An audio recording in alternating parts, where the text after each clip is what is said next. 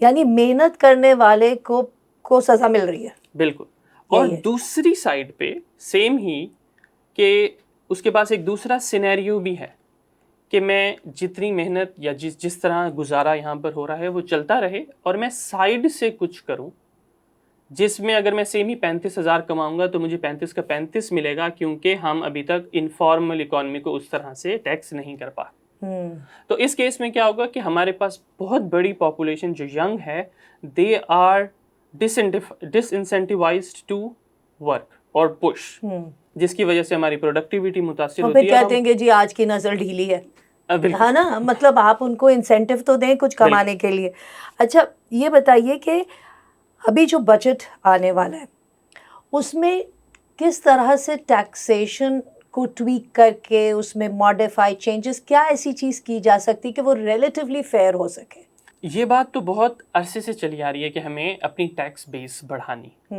Tax base बढ़ाने का मतलब ये है कि जिनसे आप अभी टैक्स ले रहे हैं उनको छोड़कर आप कुछ और लोगों को भी टैक्स में डालें, जैसे कि इनफॉर्मल इकोनॉमी है, एग्रीकल्चर के शोबे से लोगों बात होती है कि उनको टैक्स नेट में डालना चाहिए। तो एक बहुत बड़ा पोर्शन है जो टैक्स नेट में नहीं है, उनको टैक्स करके हम अपनी टैक्स बेस बढ़ा सकते हैं और टैक्स बढ़ा सकते हैं, लेकिन उनको टैक्स नेट में लाना मुश्किल।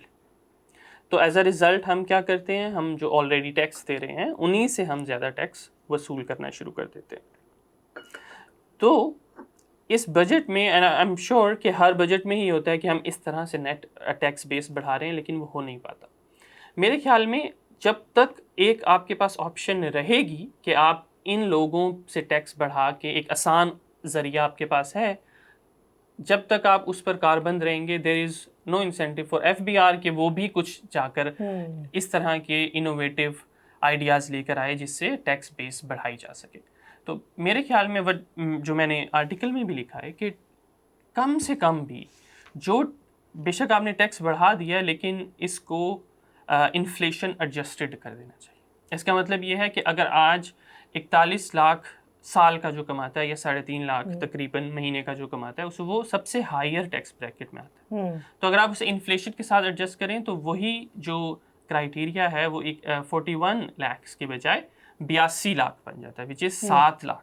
7 लाख फिर भी समझ आती है कि किसी की अगर 7 लाख आज के दौर में माहाना सैलरी है तो वो उससे ज़्यादा सैलरी पे 35% टैक्स दे सके। लेकिन 3.5 लाख विद इन्फ्लेशन आज उस जगह पर आ चुकी है जहाँ पे शायद मिडिल क्लास लोग रह रहे हैं।